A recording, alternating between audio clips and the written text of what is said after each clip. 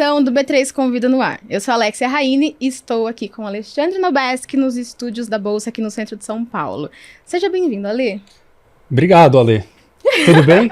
Tudo bem. A gente tem hoje uma convidada muito especial. Muito especial. Uma menina que veio do Complexo da Maré, periferia do Rio de Janeiro, conquistou a internet e usou a influência que conseguiu para construir um império milionário.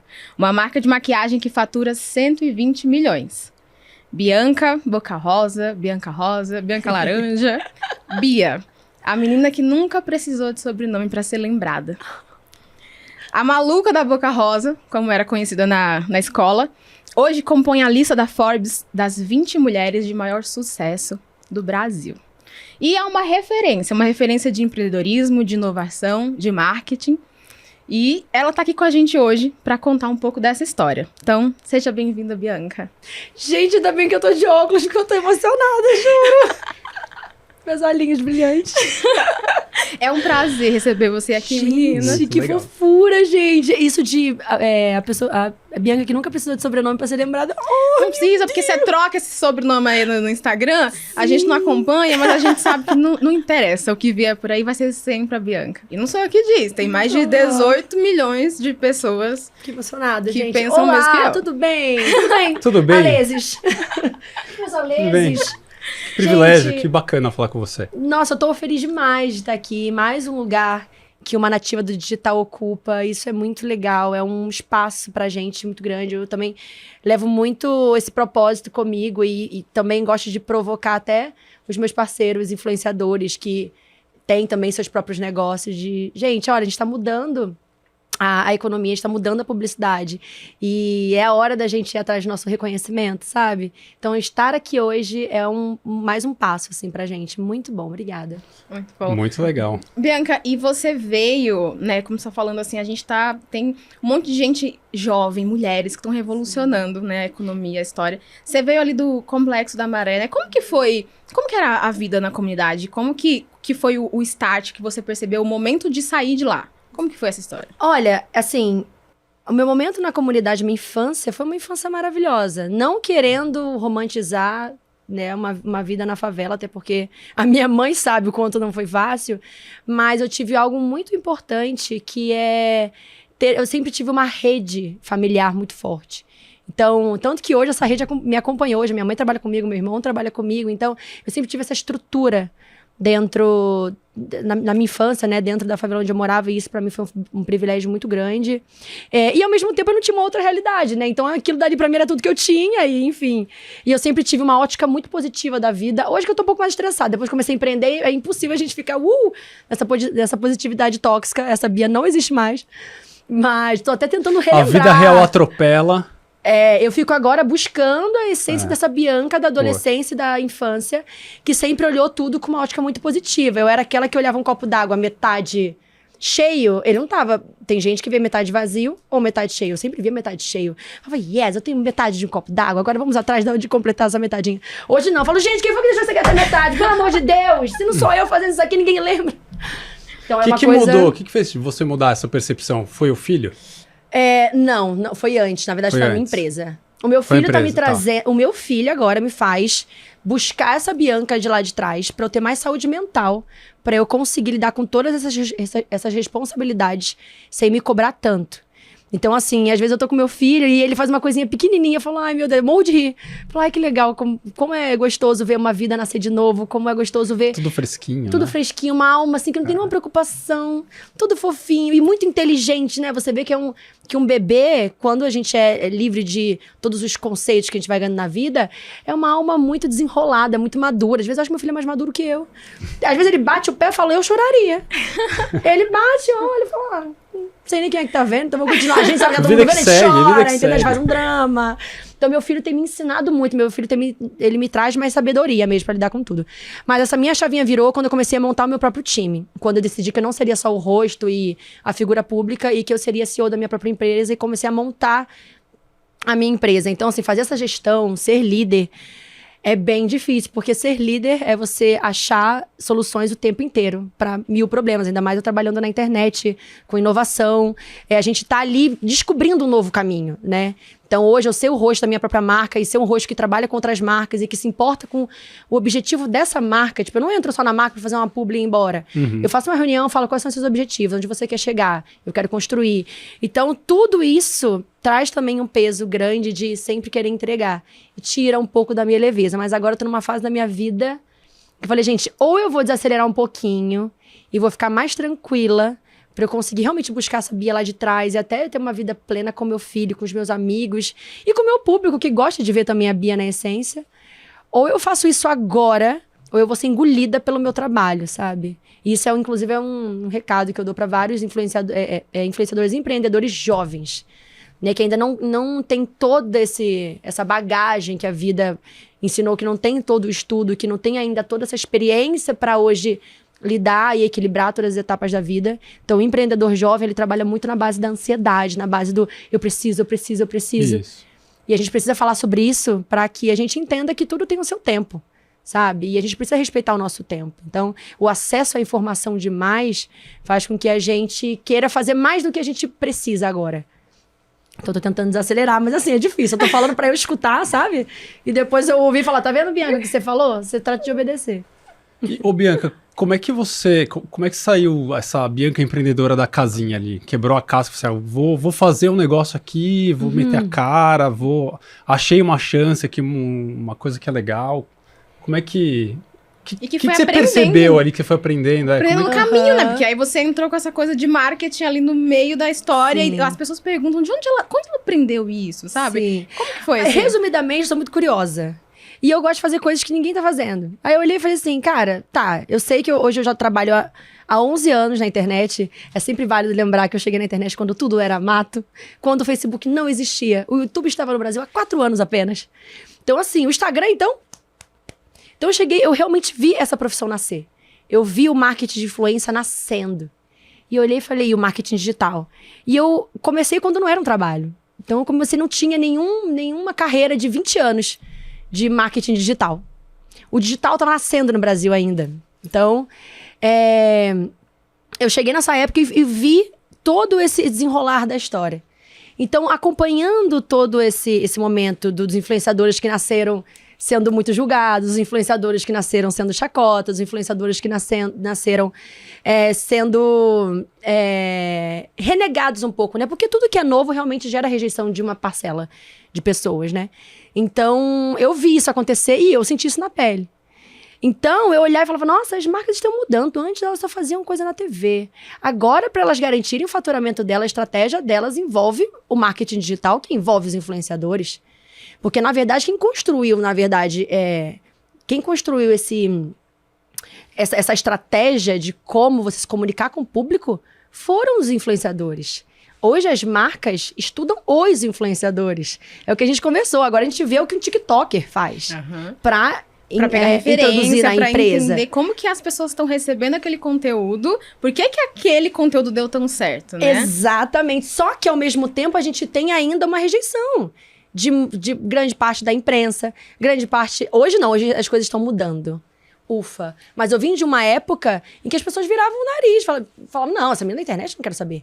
Não, me dá uma modelo, me dá uma atriz, me dá uma pessoa que tenha... E eu já visualizava que a gente seria o futuro. Eu olhava e falava, então tá bom, um dia vocês vão morder a língua. Calma que a gente tá chegando. Então, acho que foi isso também que me trouxe um pouco desse incômodo de falar, não, eu preciso me profissionalizar. Eu preciso mostrar pra eles o que a gente de fato é, uma empresa. A gente faz uma diferença absurda na economia do Brasil. Então, a gente precisa ser respeitado como tal. A publicidade está mudando conforme essa mudança da era digital.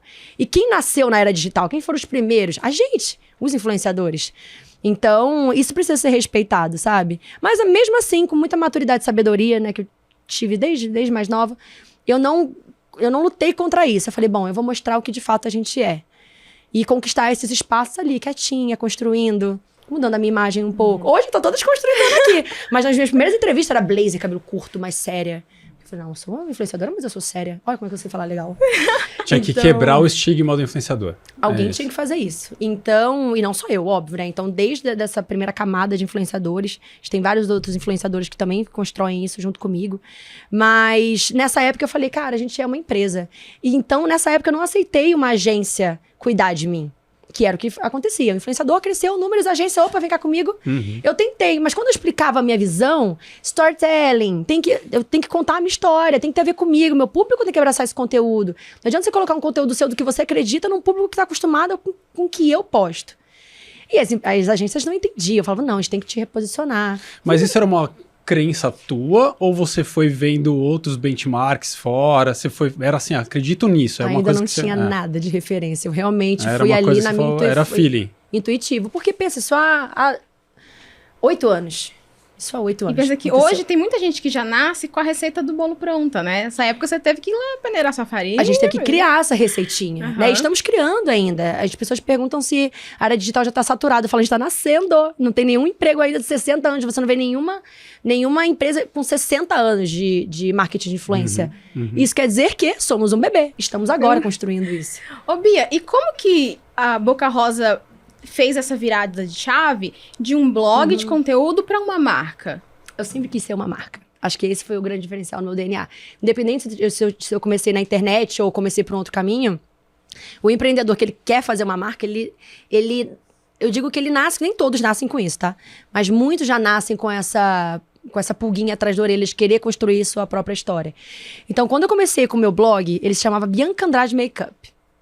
E aí, eu ensinava dicas de maquiagem, né, pra todo mundo lá e tal. Chegou uma hora que eu falei, cara, tá tão legal isso no colégio, faziam filas, assim, de meninas pra eu maquiar, porque eu amava, de fato, maquiar as pessoas e ver as pessoas com autoestima. Era isso que eu amava, assim. Eu via a pessoa sentando na cadeira de um jeito, quando ela saía de outro jeito. Então, aquilo me inspirava muito, e eu fazia com muita paixão mesmo.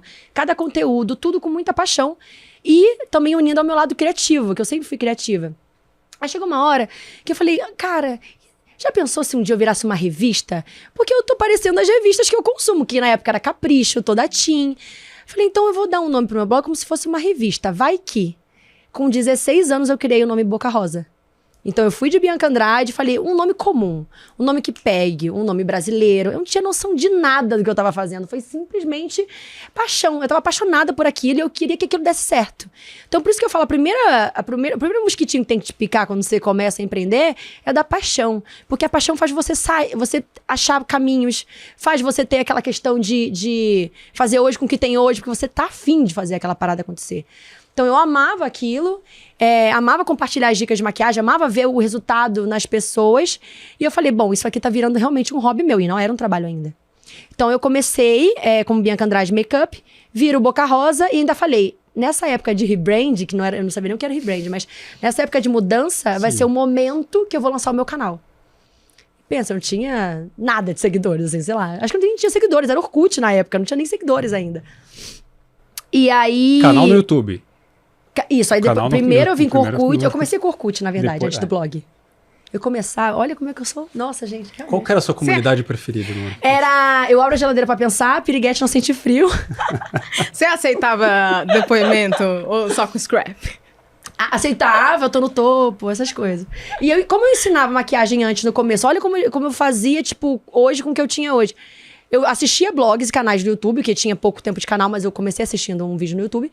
Eu não tinha como fazer isso, eu pensava, cara, vou tirar uma foto, postar no Orkut e descrever ali a maquiagem que eu fiz. E assim começou a bombar, assim, a galera olhava e falava, nossa, que legal. Eu mostrava minhas comprinhas, tipo, postava uma foto com minhas comprinhas e falava, ó, esse aqui foi o que eu comprei e tal. Eu comprei baratinha, porque eu não tinha grana, né?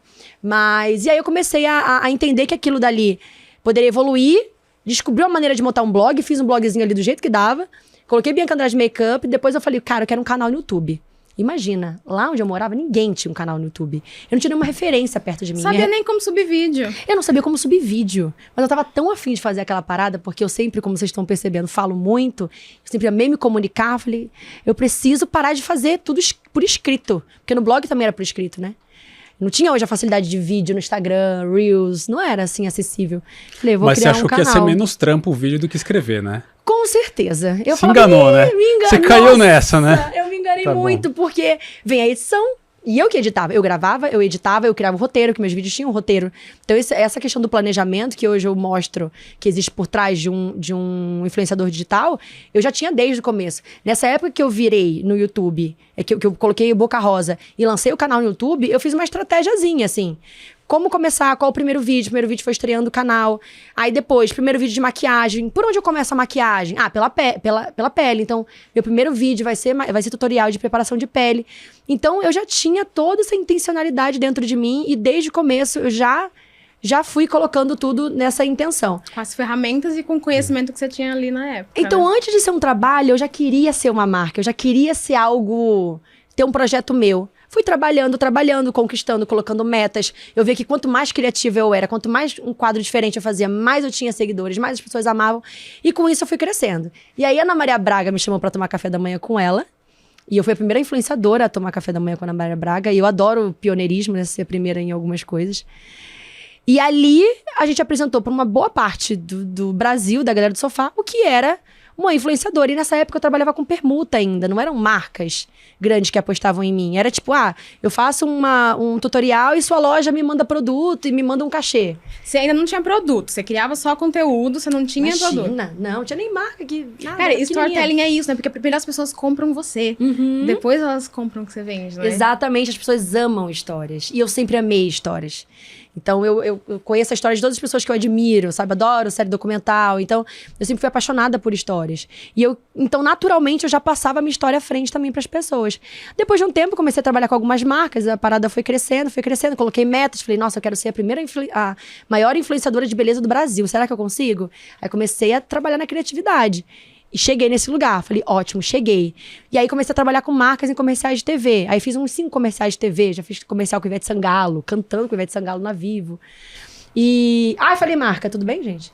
Tá tudo certo. Tudo certo. Faz parte da minha história. Tá em casa. Então... Tá tudo aqui. Tá tudo... É verdade. Não, e eu também não tenho mais... Olha meu time aqui, mas não tenho nenhuma telefonia hoje. Ainda! Se alguém me quiser, tamo aí. Ô, Bi, você lembra que você, sei lá, você foi ganhando esse dinheirinho aí? O que você comprou, assim, com o primeiro salário? Eu lembro perfeitamente. Primeira coisa que eu comprei com o meu salário... Bom, lembrando que eu morava numa favela, morei na favela até meus 20 anos, então eu não tinha grana mesmo.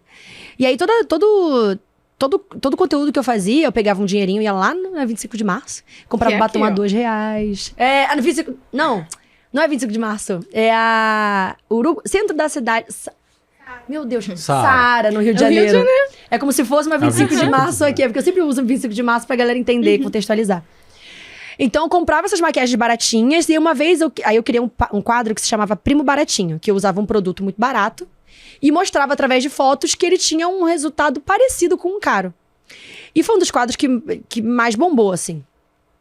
E aí, assim que eu ganhei meu primeiro dinheirinho, foi R$150, eu falei, eu vou na MAC e eu vou comprar o tal do batom caro, que eu fiz a comparação com o baratinho, um da MAC, o Snob, inclusive.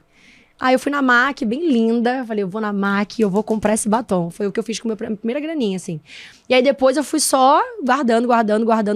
Na época, não tinha noção nenhuma do que era relação com dinheiro, consciência financeira, investimento. Não fazia ideia do que era isso. Mas eu sempre tive muita noção dos meus gastos. Você é gastadeira? Nada. Hoje eu gasto por conta do meu brand, assim, mas... Nunca fui gastadeira. Eu tenho uma história muito legal. Teve uma vez que eu já tava ganhando uma grana, já tinha comprado um apartamento na época, que agora eu vendi. Tinha comprado um apartamento. E aí eu fui no cinema com as minhas amigas. Eu ainda estudava. Não, eu tinha acabado de me formar no colégio. Então, assim, tudo muito no começo ainda, sabe? Mas no colégio você tinha comprado um apartamento, não, né? Já, na metade, acho que era metade. Começo, assim, deixa eu ver quando foi, gente. Acho muito que prodígio. Tem uns 7 anos, 7, 8 anos. Não, tem mais de 8 anos, acho. Isso. Tô na internet há 11, né? Então, tipo, eu tava com 3 anos já trabalhando. Tá. E no YouTube, eu faturava muito, né? Na época. Então, eu consegui comprar o meu apartamento. Loucura, né? Nunca ninguém reagiu no assim. Colégio? Não, eu tinha acabado de me formar. Mas eu acho bem, que é um vai. ano, assim, mais ou menos. Porque eu fui reencontrar essas amigas do colégio. Tô tentando lembrar exatamente como era. E aí, eu fui com elas, foi no cinema. E elas foram comprar no McDonald's tudo, né? O combão lá e tal. Eu vi que tinha um hambúrguer na promoção. Aí eu só comprei um hambúrguer, porque depois a gente ia na loja Americanas comprar, sabe? Os docinhos e tal. Falei, eu vou comprar só um hambúrguer.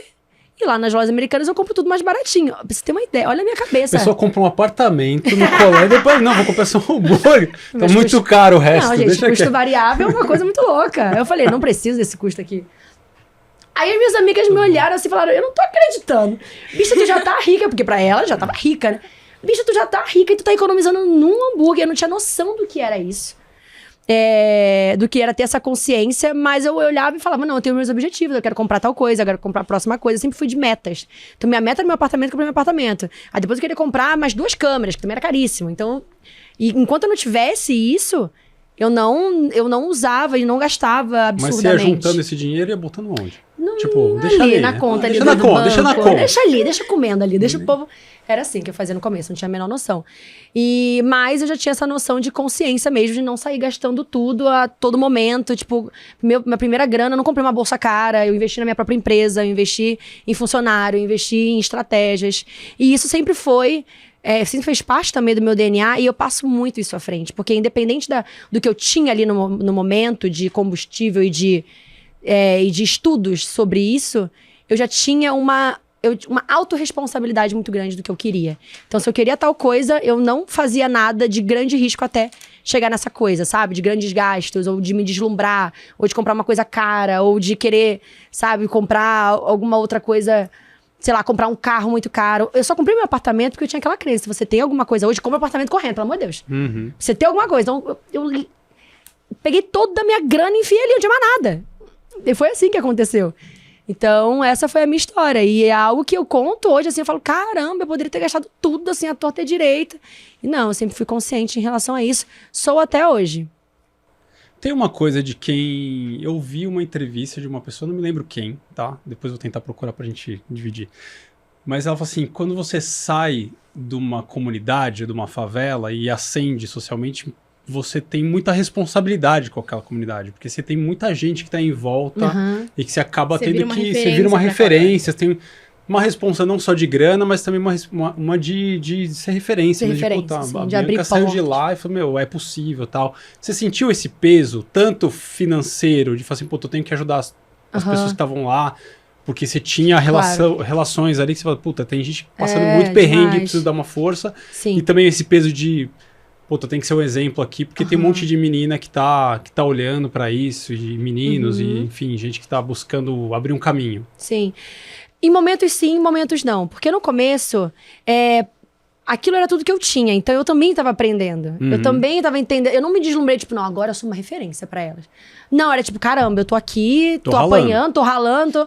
Então, o que eu tentava passar pras pessoas não era com peso, era motivando. Porque eu sabia que o que eu tinha dentro do meu coração, às vezes era o que eu precisava colocar em outras pessoas. Não era dinheiro, não era status, não era nada. Era a motivação de você sonhar e entender que esse sonho pode se tornar real com muito trabalho. Porque quem sai da favela, você não tem aquele momento de network. Você não sai da favela e cresce com... foi um networkzinho aqui. Não, foi alguém que me apresentou tal coisa. Não, amor, é no dente, sabe? Você fala assim, ou sai daqui ou saio. Então, pra mim, isso custou muito da minha energia. E depois de um tempo, eu pensei, por mais que eu tenha essa responsabilidade, e eu já tinha essa responsabilidade social com a minha família e amigos. No começo, lá nesse começo, nessa mesma época, eu investi em empresa de amigas minhas. Então, eu olhava pra elas assim, falava, nossa, o que você faz é tão incrível. E eu tenho público pra te dar, bicha. Monta um negócio, pega uma sala, faz a parada acontecer. Não, mas aqui eu não tenho grana, como você precisa? Eu nem sei. Então, a gente estudava quando a pessoa precisava. E falava, é aqui, esse é o caminho. Pá. No começo, eu investi muito tempo da minha vida, mas de forma, assim, totalmente genuína. Eu sempre fui assim, genuinamente. Então, eu peguei minha melhor amiga. Eu era pequenininha, mas eu peguei minha melhor amiga. Falei, amiga, você tá trabalhando aonde? Aí ela, eu tô agora eu tô no hotel e tal. Quanto você ganha por mês? Eu ganho tanto. Isso lá atrás, antes de pegar a primeira sala comercial. Eu fui a primeira influenciadora a ter uma sala comercial. Eu lembro que no começo você tinha o cantinho, tinha essa salinha. E essa história do cantinho é muito legal. Porque assim, eu fui num evento com vários influenciadores já grandes. E conversei com eles. Falei, gente, a gente quer conteúdo em casa, né? Tipo, ninguém não produzia em casa. Só que em casa não tá dando, porque eu moro numa favela, são 5 pessoas morando comigo. Tem uma lista ali atrás. Exato, sabe? Tipo, um calor do caramba, porque na minha casa não tinha ar-condicionado, por exemplo. Calor do Rio de Janeiro, favela. Falei, poxa, é muito injusto eu gravar de madrugada, minha irmã divide quarto comigo, ela tem que estudar no outro dia de manhã. Isso já virou um trabalho pra mim hoje, eu já tenho minha grana com isso. Mas eu preciso crescer. Só que eu tenho medo de pegar uma sala comercial... E as pessoas não se identificarem mais comigo, com essa intimidade, que é a nossa verdadeira matéria-prima, né? As pessoas estão na internet procurando uma companhia. E se eu mostrar uma sala comercial, eu posso me tornar distante delas e perder o meu público, sabe? Sensacional. Você transformou aquilo num quartinho. E as pessoas falaram, e eu tinha acho carinha. que... Exatamente. Sensacional. As pessoas falaram assim, não, Bia, eu acho melhor você não ir. Elas me aconselharam a não fazer isso.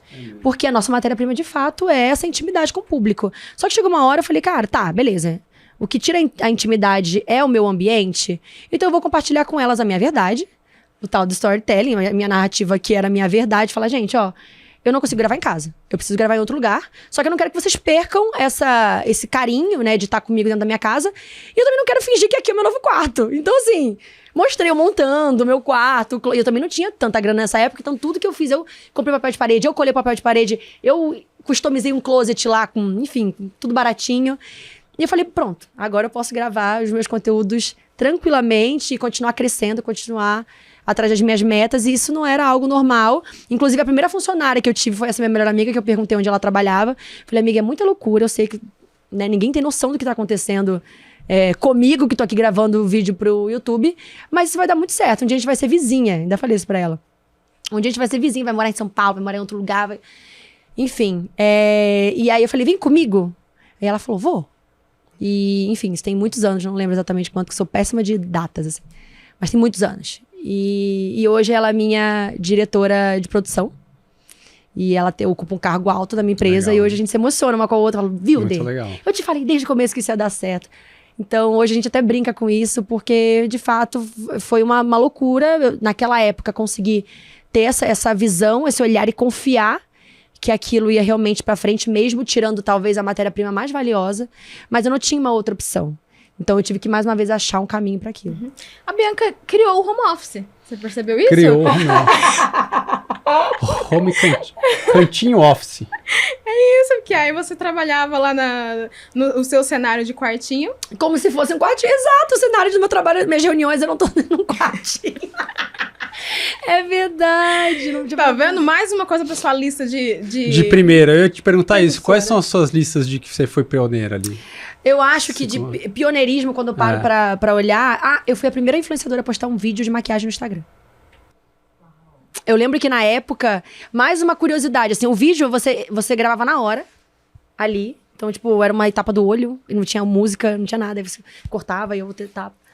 E aí eu falei, nossa, mas as gringas fazem isso e no Brasil ninguém faz ainda. Gente, se alguém fez, me corrija, tá? Porque na época eu procurei muito. E eu não achei, tanto que eu atingi 100 mil seguidores quando eu criei esse vídeo, porque ele viralizou. Então eu tinha, sei lá, 80 mil seguidores, 70 mil seguidores. E na mesma semana eu tenho no meu feed, quem quiser ir lá atrás vai ver, um print dos 100 mil em seguida do videozinho desse primeiro videozinho que eu fiz. Então, mais uma vez, foi a primeira vez que... Mais uma vez pioneira em algo, né? Bom, eu fui também a primeira marca de maquiagem brasileira inspirada no metaverso e que fez um lançamento oferecendo essa cápsula de metaverso, né? Essa experiência de metaverso na compra. Então, isso também foi um produto nosso, né? Um lançamento muito inovador, justamente porque eu identifiquei que em toda a minha trajetória, de uma forma ou de outra, eu já trabalhava com inovação. Por essa minha inquietude, por essa minha criatividade. E eu falei, ok, eu quero ser o rosto da inovação, então, no meu país, principalmente na área de cosmético. Então, foi daí que a gente quis criar nossa avatar e esse lançamento. Enfim, inclusive, agora estou usando.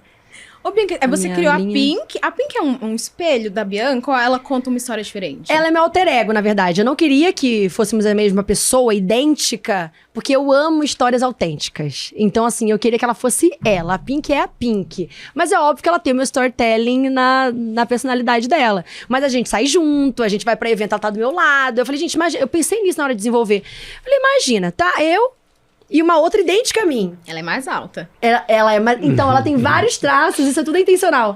De coisas que eu queria ser. Eu amaria ser mais alta, gente. Porque quando eu boto um salto, as pessoas me olham diferente. Quando eu tô pequenininha, ninguém me dá valor.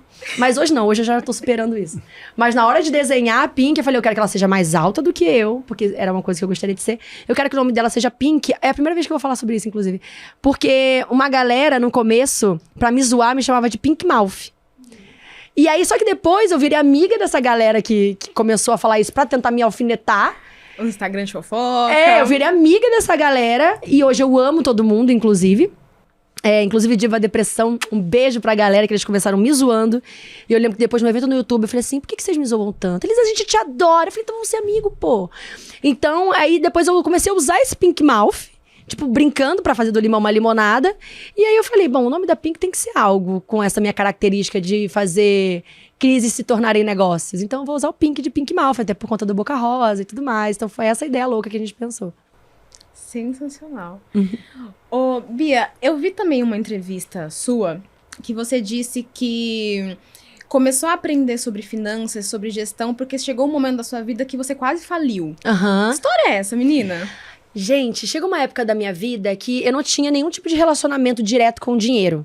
Então foi assim, eu colocava pessoas de confiança pra falar, cuida do meu dinheiro que eu tô na rua. Tô criando, tô fazendo acontecer e tal. E aí chegou uma hora que eu mudei essa galera. E aí eu olhei pra minha grana, quanto eu faturava e quanto eu Você não gastava. tinha noção de quanto você ganhava? Imagina, gente. Não, nada. Não de nada. Eu sempre tive muita facilidade de fazer dinheiro através da minha criatividade. Então, hoje até minha assessoria financeira fala, nossa, é impressionante como você toca as coisas. Você faz o seu próprio investimento. Você investe na sua marca, você multiplica esse dinheiro no lançamento. Mas, mesmo assim, pra mim, dinheiro ainda é oportunidade, sabe? Então, eu ainda não uso o dinheiro... estou trabalhando isso muito na minha parte pessoal da minha vida, no meu lazer do dia a dia. Eu não usava muito isso, até pouco tempo atrás. Depois do meu filho uma casa melhor e tal, nananã, enfim. Porque antes do meu filho era só por trabalho. Eu já me mudei pra uma casa maior pelo meu trabalho. Porque antes eu morava num APzinho pequenininho quando eu me mudei pra São Paulo. Então eu sempre fui muito focada no meu trabalho. Então a grana era tipo assim... Tô falida? Não. Tá rolando? Tá tudo indo? Tá bem? Então, vambora. Amor, amanhã... Eu sempre falava assim... Gente, eu vim da favela, assim, pela assim, deixa eu ver lucro. Tá ótimo, vambora. Mas você não tinha aquela preocupação de futuro, mas acho que era porque você achava que ia rolar. Tipo, não, sempre vai ter coisa pra fazer e vai... Uma crença ali de que... tava sob controle. Não, na verdade, eu não tinha muita noção mesmo. Eu só... Só ia. Nada disso aí, não. Eu só tinha muita vontade de fazer. E eu falava, cara, eu já tô fazendo muito aqui com tudo. Olha o que eu já construí, eu já saí da favela. Tipo, eu tô preocupada com outras coisas no momento, sabe? Então, a parte financeira da minha vida sempre foi uma consequência da minha força do trabalho. Então, pra mim, a força do trabalho era o principal. Porque senão nem ia ter dinheiro, sabe? Pra mim, era... Se eu tiver que resumir hoje, era isso. Mas eu nem pensava, era falta de noção mesmo. E aí chegou uma hora, eu falei, ok. E também porque nunca faltou. Porque se faltasse, óbvio que eu iria.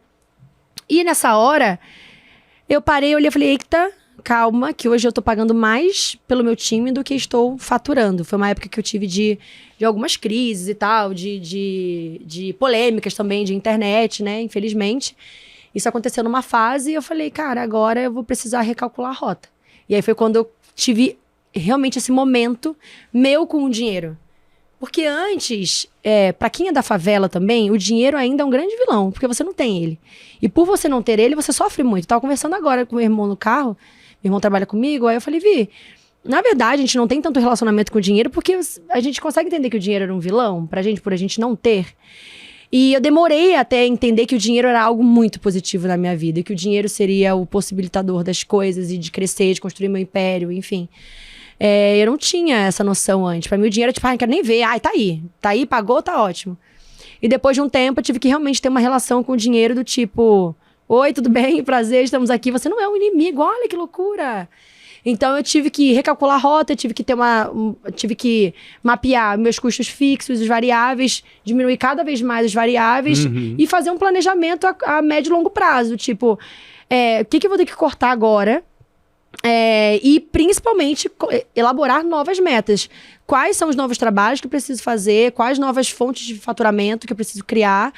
Então, e isso já era algo que eu fazia, né? Eu sempre procurei muito fazer fazer minhas ideias se tornarem negócio, sabe? Eu sempre tive esse feeling. Tanto que hoje eu tenho meu produto, de conseguir fazer minhas ideias se tornarem realmente marca e tal. Esse feeling eu tinha, mas eu não tinha essa relação com o dinheiro. E aí eu lembro que eu olhei e falei... Não, na verdade, eu não estava falida. A longo prazo, se eu continuasse com aqueles custos... Naquele ritmo naquele ritmo, eu iria falir em um ano. Eu fiz essa conta, eu parei, eu desenhei. Eu falei, gente, eu tô falida. Porque, né, a longo prazo, se eu não fizer nada, eu realmente já posso me declarar uma falida. E sabe uma coisa? Eu acho que quem empreende também, às vezes, comete um erro de não separar essas finanças de... a empresa Boca Rosa e a Bianca Andrade. Hoje você separa essas duas coisas porque você tem faturamento da empresa, mas Dos você dois. também tem faturamento com Bianca, né? Isso. Como que você lida e separa esses dinheiros diferentes que vêm de Aham. projetos? Assim? Não, a gente separa mesmo. Inclusive, cada um se investe em cada qual. Então, a Bianca Andrade, ela é a imagem. E, na verdade, hoje até a gente usa a própria grana para investir na minha imagem, mas isso reflete no Boca Rosa e que reflete na Bianca Andrade. Porque então, a Bianca também leva, né? eu sempre falo, gente, eu sou a isca dos nossos negócios. Então, assim, a gente faz uma estratégia do tipo, eu quero estar eu quero ser rosto de marcas grandes até mesmo para estar dentro e estudar a galera, entender o que está acontecendo. Então, eu quero contribuir, quero fazer parte também, fazer diferença nessas empresas, nessas marcas, mostrar o quanto a influência faz a diferença. Então, se eu tenho essa estratégia, calma, se eu não tenho essas marcas ainda, então com o meu trabalho e a minha marca, eu vou fazer uma estratégia de mais buzz, que impacte mais, que chame mais atenção, para aquela galera falar, nossa, você viu a Boca Rosa? E aí isso já vira um imã para novas oportunidades. Então eu e o meu diretor comercial, que é o meu irmão, a gente conversa muito sobre isso, porque no começo é um investimento fantasma, né?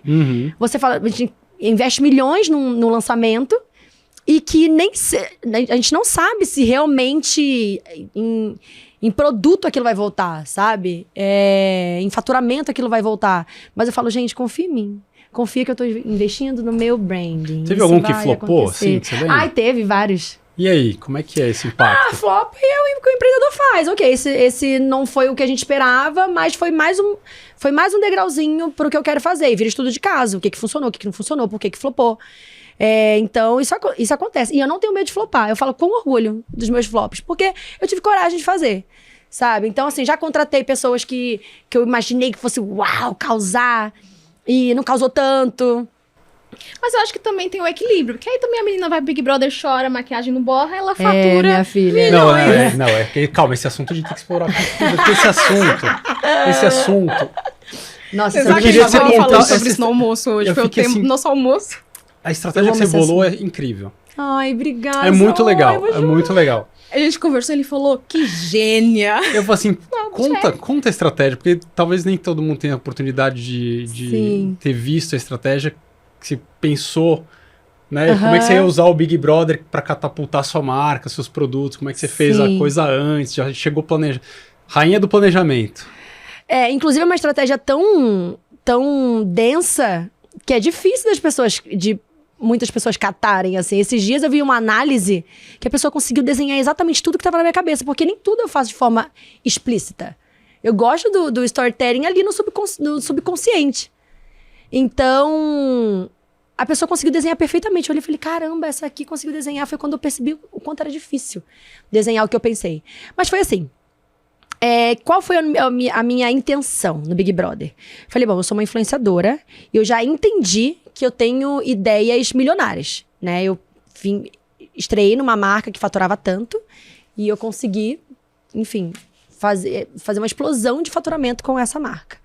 Então, eu já entendi que tá aqui em mim, porque eu fui a diretora criativa, eu que fiz a estratégia de marketing, eu que coloquei a cara a tapa de falar, essa empresa é minha, é uma cocriação, mas eu sou a desenvolvedora desse produto aqui. Se você não gostar, é culpa minha, eu que estou desenvolvendo, eu estou arcando com isso aqui. Então, tudo isso gerou muito valor, fora toda a audiência que eu já tinha, né, de todos os conteúdos que eu já tinha agregado na vida daquelas pessoas, e aquilo as pessoas devolvem, né? Falando de forma mais fácil pra galera entender. Então, falei, eu entendi que eu sou um gênio. Mas as pessoas não entendem que eu sou um gênio. Falam, eu sou inteligente. Eu falo, igual aquela conversa da Ivy. Muito bom. Eu sou inteligente, eu posso provar que eu sou inteligente. Então eu entendia que os números explicavam pra essas pessoas o quanto eu era. Porque não adianta eu chegar e falar, eu sou inteligente, sabia? A pessoa fala, louca lá, coitada, não sabe nem o que tá falando. E aí eu falo, faturei tanto. Aí a pessoa fala, oi, você é a Bianca, que legal. Quando eu entendi isso, eu falei, ok, eu sei que o Big Brother é a maior janela que existe no meu país. Como uma empreendedora que tem uma marca, que quer sair dessa bolha da galera ainda virar o nariz, da galera ainda não entender direito que a marca saía da minha cabeça, porque as pessoas não conseguiam entender isso. E o seu público consumidor era a galera da internet. Era a galera da Que te internet. conhecia da internet. Foi um outro ponto também que eu Saiu pensei. do online para offline. Exatamente. A minha mãe lá, que não tem Instagram, ela não teria acesso até Aham. então à marca. Muitos outros públicos não me conheciam porque eu era realmente bolha online. Então, e eu pensava, eu preciso do público do sofá, eu preciso estar em todos os lugares. Eu até tenho um slogan que é: as boquinhas estão em todos os lugares, e ela fala de mim também, não só dos meus produtos. Porque eu sempre conversava com os meus amigos que eram gênios também da comunicação, a gente sempre falava sobre o quanto é importante estar em todos os lugares. Ele sempre falava, a chave da comunicação é você ser um rosto que está em todos os lugares. E eu pensava, putz, mas eu ainda tô na internet, ainda sou nicho internet. Então, quando apareceu essa oportunidade, eu falei, ok, agora é um momento de eu furar minha bolha. Mas como eu vou furar essa bolha? Como eu vou conseguir fazer com que as empresas falem de mim? Porque o público já falava de mim, o público final já me conhecia. Mas a galera do marketing, por exemplo, que era uma galera que eu super estudava, que eu era fascinada e que eu já queria que me conhecesse, só me conhecia como um rosto. Elas não sabiam que eu era a mente estratégica. Então, eu já estava estudando super sobre marketing, já usava estratégia de buzz, já usava muito storytelling nas minhas estratégias, já tinha o método Boca Rosa de lançamento. E aí eu falei, ok, agora eu preciso fazer com que um outro nicho me conheça, além do público final ser maior, né, do público do sofá, eu quero que o nicho de marketing me conheça. Então eu vou fazer uma estratégia de marketing que eu conte no futuro, por isso eu fiquei emocionada. Porque eu sentei e contei pra pouquíssimas pessoas, porque no Big Brother, né, você é sigilo.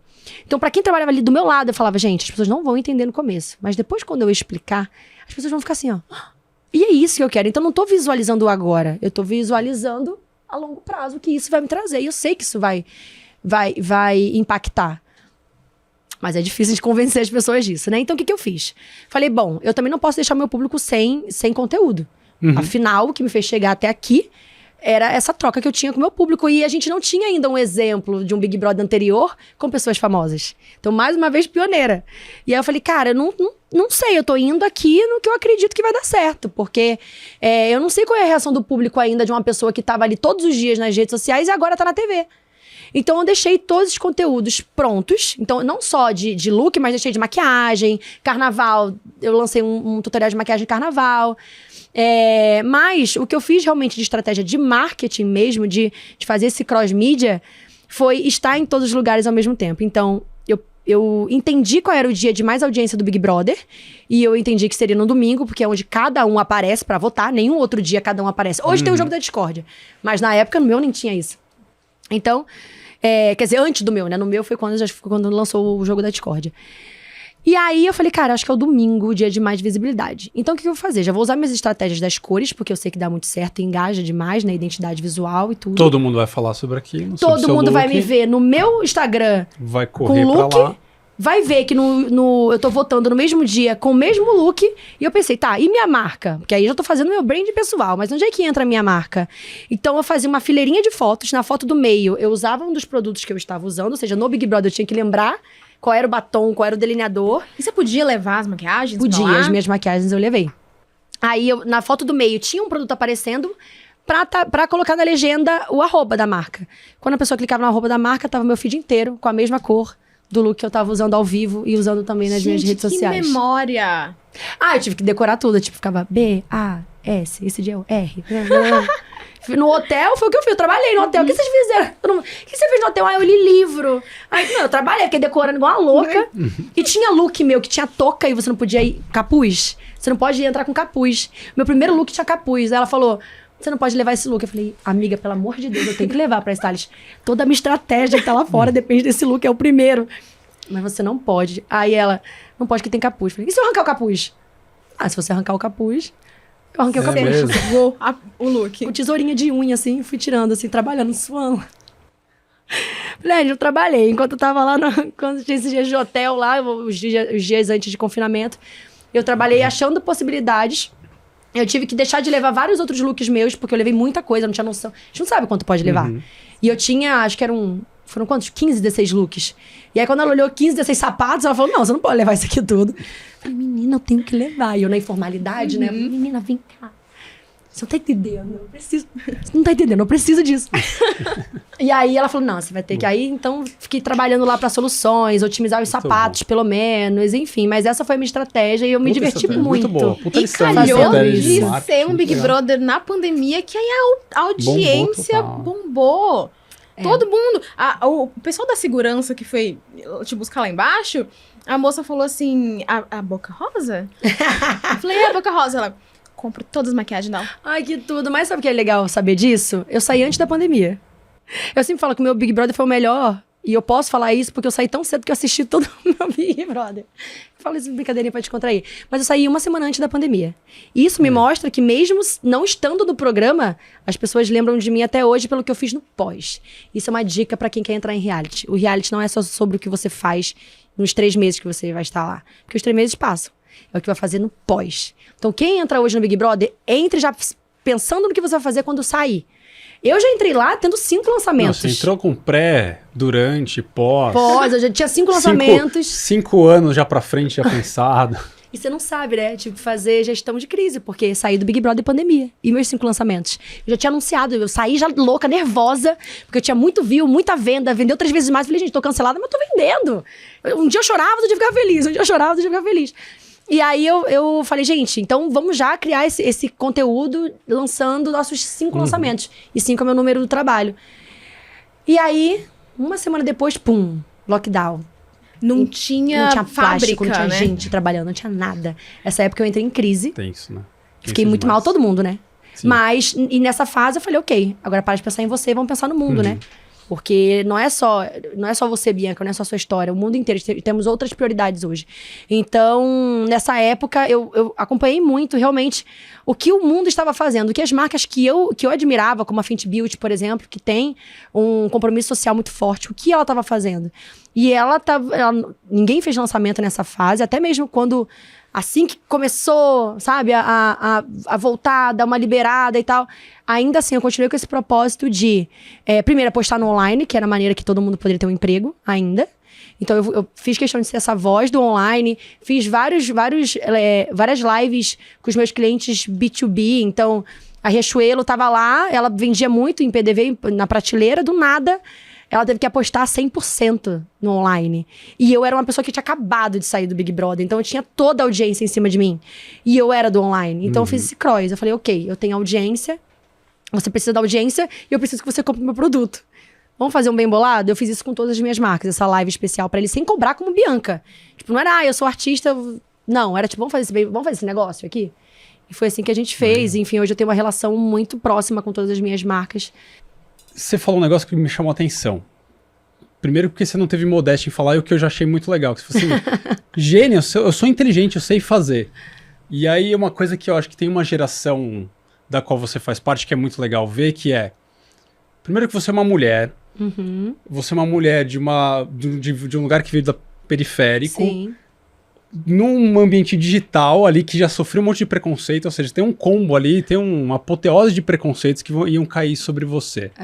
E eu queria que você contasse um pouco que resistências e que bateu em você, que te fez seguir, porque tem muita coisa aí nesse caminho que eu acho que tem a ver com um pouco de, puta, eu vou enfrentar, eu vou mostrar pra eles que eu sou a cabeça pensante desse negócio, eu não tô só fazendo vídeo de maquiagem, acho que tem uma coisa de... como é que você foi contornando essas resistências e mostrando? Porque acho que é uma lição valiosa para quem tá começando, né? E sobretudo para as mulheres, né? E é muito importante a gente falar também sobre isso, porque quando eu olho a minha trajetória, eu vi que eu enxergo que eu fui um perfil para não ser amado, não ser agradado de cara no lugar que eu estava entrando, que era no cenário de business. Então eu ganhei muito não. Eu ouvi muito não o tempo inteiro. Não pelo meu jeito de falar, não pelos assuntos que eu abordo, porque, além disso, eu ainda sou uma mulher que fala de vários assuntos que são tabus, e isso às vezes espanta algumas pessoas, mas precisa ser falado. Então eu levei muitos nãos, e quando eu levava um não, eu me questionava, por que eu tô levando esse não? Por um preconceito? Ou porque a minha ideia não é de fato boa? Ou porque a minha ideia de fato não é uma ideia rentável? Então, acho que foi esse momento que eu olhei e falei, cara... Eu realmente tenho que trabalhar 10 vezes mais do que um outro perfil mais aceito, mas eu só tenho esse caminho. E aí era quando eu lembrava da comunidade, e era quando eu lembrava de mulheres, e era quando eu lembrava de perfis de mulheres que não estavam ali dentro daquele molde social do homem branco, cis, engravatado, mas que ela pode, sim, mudar a publicidade, que ela pode, sim, mudar um cenário do nosso país, principalmente, no meu caso, na indústria de cosmético. Então era isso, eu era uma menina que estava tentando apostar numa indústria de cosmético e eu lidava com um monte de homem engravatado. Só que eu falava, ei, eu sei vender. A vendedora sou eu sempre fui vendedora nata. Eu vendo história, eu vendo meu brand pessoal, eu vendo produto, mas porque eu amo o que eu faço e eu sei o que eu tô vendendo. E eu preciso passar essa positividade porque a mulher ainda tem muito disso, de, eu não posso me autoelogiar, que senão vão achar que eu sou metida. Mas o homem se autoelogia tranquilamente e que legal, pô. Então eu olho e falo, eu também. Eu sou ótima, eu sou um gênio. Só que eu levo não de um monte de homem, entende? Mas fala, não. Quando eu mostrei assim, ó o que eu faturo. Oi, tudo bem, bonitinha, vamos conversar? Sabe? Então eu preciso fazer da minha história também um holofote para mulheres de favela, para mulheres e mulheres que querem empreender e mulheres do digital. Então é muita coisa ali que, sabe, que deu a largada muito depois dos homens, entende? Só que é uma coisa que é muito interessante. Eu acho que o digital é muito do feminino. Porque o digital trabalha muito conexão e humanização. E isso a mulher sabe fazer naturalmente. Então é um espaço para nós, mulheres. Não é excluindo o homem, muito pelo contrário. Minha empresa tem homens e tudo mais. Nossa, falei. Eu até conheço. Até tem um amigo homem. Não é isso. É falar da nossa realidade. E a gente precisa falar disso também com naturalidade em vários lugares importantes e que a gente não teria voz antes. Então, assim, é falar de uma forma para que os homens também entendam que a gente precisa dessa autoestima. Sabe? A gente precisa falar assim, eu sou boa nisso aqui, Se sim. reconhecer. Eu sei vender. O digital tem muita característica feminina. Você não colhe isso aí, não. Bota uma mulher no teu digital aí pra ver se ela vai engajar muito mais do que um cara. Sabe? Então, é isso, assim. Eu acho que isso veio de... Eu tive que ter essa força e trabalhar 10 vezes mais. Eu também tive sempre uma mãe que sempre falou que eu era a mais linda e maravilhosa do mundo. Então, na minha casa... Isso ajuda bastante. Ajuda muito. Minha mãe falava, filha, você sabe que você vai crescer, né, minha filha? E assim, minha mãe sempre me viu grande. Então, eu tinha em casa esse combustível, que é o que eu tento passar para as pessoas hoje, de uma mulher forte, que minha mãe sempre criou os filhos dela sem homem. Então, eu nunca tive uma figura masculina muito forte também na minha vida. Então, e minha mãe sempre foi essa figura que deu conta de tudo. Então, eu olhava pra minha mãe e falava, eu também dou conta de tudo. Pô, tá maluco? Já fazia assim. Ô, Bia, deixa eu puxar um gancho aqui sobre maternidade. Você é mãe do Cris e... Você pretende abordar esse assunto de dinheiro de alguma forma com ele, específico? O que você pensa sobre isso? Com certeza. Primeiro, eu vou mostrar pro meu filho uma relação diferente da que eu tive com o dinheiro no começo. Do vilão. Essa relação do vilão. Então, eu pretendo dar mesadas pro Cris. A gente conversa sobre isso, né, lá em casa. Já conversei com meu irmão sobre isso. Com a minha assessoria financeira. De como passar isso pro meu filho. Porque eu não ter tido muito... me trouxe uma outra característica, que é a criatividade, para compensar a falta de recurso. O meu filho não vai ter isso, né? Então, mas o que o meu filho pode ter é a autorresponsabilidade e poder de escolha do dinheirinho dele. Então, tipo assim, eu pretendo pagar pra ele uma mesadinha e não ser a mãe corrida que não tem tempo pro filho, que o filho fala, mãe, me dá tua coisa, aí dou. Não, me dá tua coisa, dou. Não, eu quero sentar com o meu filho e falar, consciência financeira, esse é seu dinheirinho que você tem por mês, o que você quer? Você vai querer um brinquedo tal?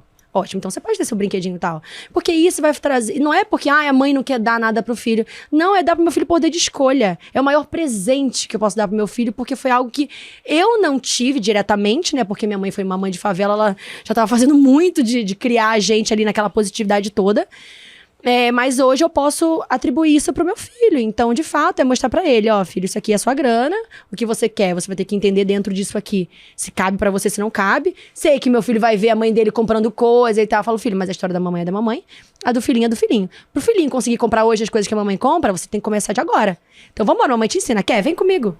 Ele já faz publi? Já faz publi.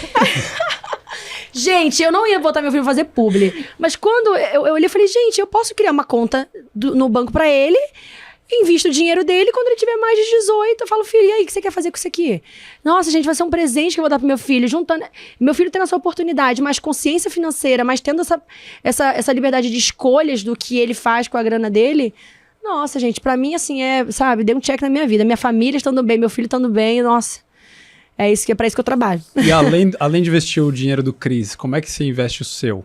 O meu dinheiro hoje... Como é que você divide aí seus investimentos? Na verdade, hoje eu sou uma investidora moderada, assim, né? Porque Legal. depende muito das nossas estratégias, assim, do que eu quero investir. Eu ainda invisto muito hoje na minha própria empresa. Então... Muitas vezes a gente não coloca nada de muito risco, justamente porque eu falo, cara, no próximo ano eu quero investir tantos na minha marca. Então, eu não vou colocar em um de tanto risco e tudo mais. Ainda não invisto, por exemplo, em Bitcoin. Ainda não tô nesse lugar. Porque eu crio ainda os meus próprios investimentos. A gente pega milhões, investe numa estratégia. Essa estratégia, a última do metaverso, foram milhões, mais de 1 milhão. Então, assim, a gente investe e não tô falando de tráfego. É só da campanha mesmo, de fato. Eu não trabalho com tráfego ainda, acreditem, se quiser. Uau. É tudo orgânico. Então, assim, a gente investe em brand, que é o que eu tenho totalmente know-how, eu sei que é a minha característica mais rentável. E eu converso muito isso com meu irmão. Eu falo, a gente ainda é a nossa própria oportunidade ainda de investimento. A gente investe tanto aqui e aquilo triplica, como foi no Big Brother, que eu saí vendendo 3 vezes mais. E isso numa aposta minha ali, que a gente investiu em todos os looks, em tudo e tudo mais. Então, a gente investe e, óbvio, eu tenho também uma assessoria financeira e a gente vai entendendo quais são os próximos projetos, a gente vai migrando. Mas você tá colada com eles ali, olhando. Colada. Tudo. E a minha mãe é minha diretora financeira. Ah, legal. Então, a gente fica ali entendendo, às vezes é muito arriscado. E é aquilo, né? Você investir é como se fosse uma vidinha. Você primeiro engatinha. Então, eu demorei muito. Eu tô na fase agora que eu tô começando a correndinha, assim. Tem alguns que eu invisto e falo, isso aqui pode deixar, que eu tô corajosa agora. É maratona, não é corrida de 100 metros. Exatamente. É maratona, exatamente. Então, é isso. Você tem que ir conforme você vai ganhando conhecimento e entendendo os seus projetos. Se você tá num projeto mais estável, se você agora não tem tanto... você não quer mais apostar tanto, assim, né, pra se descapitalizar. Então, a gente vai fazendo de forma estratégica. Mas você tá curtindo, pelo visto. Você tá gostando de acompanhar. Eu tô curtindo. Quando você vê ali o seu dinheirinho. Que tá rendendo. Trabalhando. Mas é aquilo, né? Depois eu tive que entender também. Nossa, não tem muito tempo, assim, que eu entendi que a gente precisa investir justamente porque o dinheiro que é hoje não é o mesmo dinheiro do futuro. Eu não tinha tido acesso a essa informação há, sei lá, uns 2 anos atrás. Então, assim, é muito doido que hoje a gente tenta ali no máximo, né? Ter coragem, né, de investir cada vez mais. Então, por isso que hoje eu tô começando a dar aquelas corridinhas. Mas ainda assim eu invisto muito na minha própria empresa, minha própria marca, em tudo isso. Então a gente vai fazendo ali junto com a galera. Eu vejo crescendo, vejo rendendo, falo, opa, mas fala, mas não é que tá rendendo, é que o meu dinheiro de agora vale menos que o dia lá de trás, mas estamos indo. Bia, você pensa em aposentadoria? Você tem uma data assim, tal ano eu vou parar de trabalhar? Olha, eu acho muito interessante quando eu vejo a Anitta falar disso abertamente. Nunca tinha ouvido uma mulher falar que vai se aposentar tão cedo, assim.